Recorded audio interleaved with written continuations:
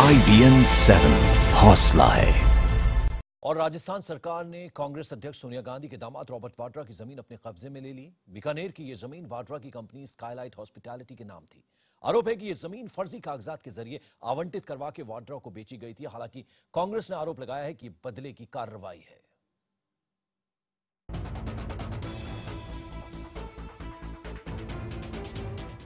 Robert Vadra मुश्किल में है। रॉबर्ट वाड्रा की कंपनी मुश्किल में है। बीकानेर की कोलाया तहसील में वाड्रा ने अपनी कंपनी स्काईलाइट हॉस्पिटैलिटी के नाम पर जमीन खरीदी थी।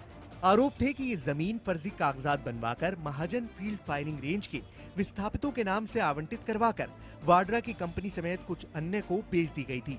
विधानसभा और लोकसभा चुनाव के दौरान इस जमीन का मुद्दा खूब उठा था। फिलहाल इस जमीन का नामांतर रद्द हो गया है। जमीन अब सरकार के कब्जे में है। अभी तो शुरुआत ही हुई है। वाड्रा का है, चिदम्बरम का बेटा कार्ति चिदम्बरम का है, अन्य लोगों का है। ये तो आस्ते आस्ते करेंगे हम।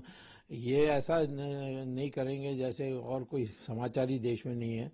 गवर्नेंस और डेवलपमेंट बहुत इंपॉर्टेंट है, उसको प्रमुखता देनी चाहिए, उसकी प्राथमिकता देनी चाहिए।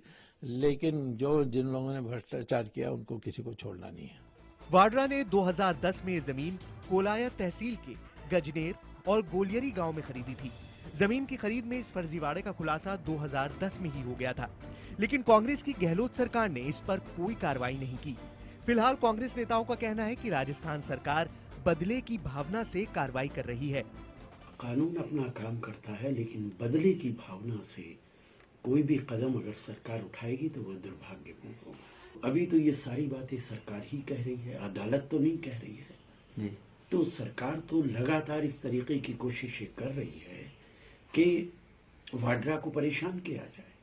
अदालत का तो कोई फैसला नहीं है। गौरतलब है कि कोलियत के सब डिवीजन मजिस्ट्रेट ने 31 अक्टूबर 2014 के आदेश में गोलरी, गजनेर, इंदो का बाला और मड़गांव के 16 काश्तकारों की करीब 360 हेक्टेयर जमीन के म्यूटेशन रद्द किए हैं। इसमें रॉबर्ट वाड्रा की कंपनी की जमीन के म्यूटेशन भी रद्द हो गए हैं।